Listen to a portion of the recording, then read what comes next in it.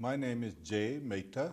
I'm professor of medicine and physiology at the University of Arkansas for Medical Sciences in Little Rock.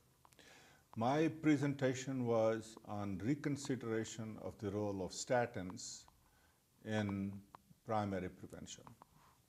And basically, what I feel that the role of statins for secondary prevention is well established. In many studies, we saw 20 to 30% reduction in recurrent cardiovascular events and a decrease in total mortality. But when one looks at the meta-analysis of primary prevention trials, that benefit that we saw in secondary prevention is not apparent. Actually, p-values NS are not significant.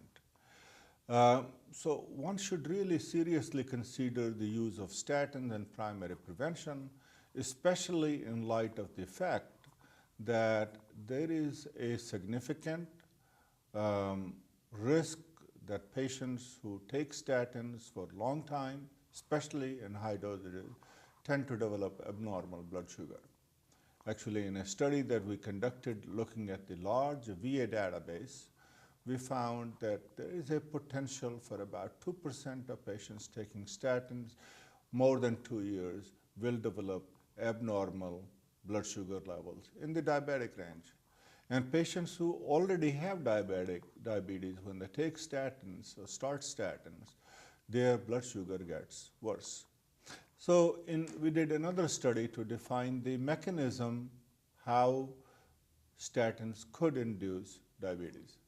As is well known, diabetes may be an inflammatory disease.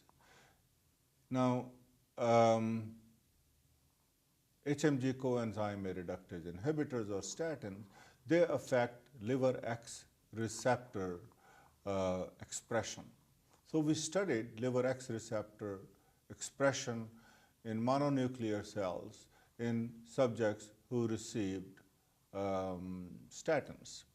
And we found that certain subjects, about 2% to 3% of the subjects, they had certain genotype of LX receptors. And when we gave statins to those individuals, their LX receptor expression actually increased, and those who were heterozygous, in them the CRP levels actually increased when we gave atorvastatin compared to the wild type gene expression in whom CRP levels went down.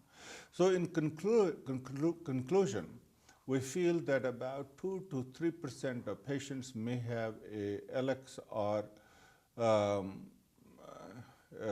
SNPs, which makes them pro-inflammatory when statins are given to them. And that may very well be the mechanism how these individuals are likely to develop abnormal blood sugar. So I'm just made here 2 points. One, that statins should not be used just randomly in the primary prevention, because there is a significant risk of developing abnormal blood sugar level. And the benefits are not there in terms of total mortality reduction or reduction in cardiovascular events.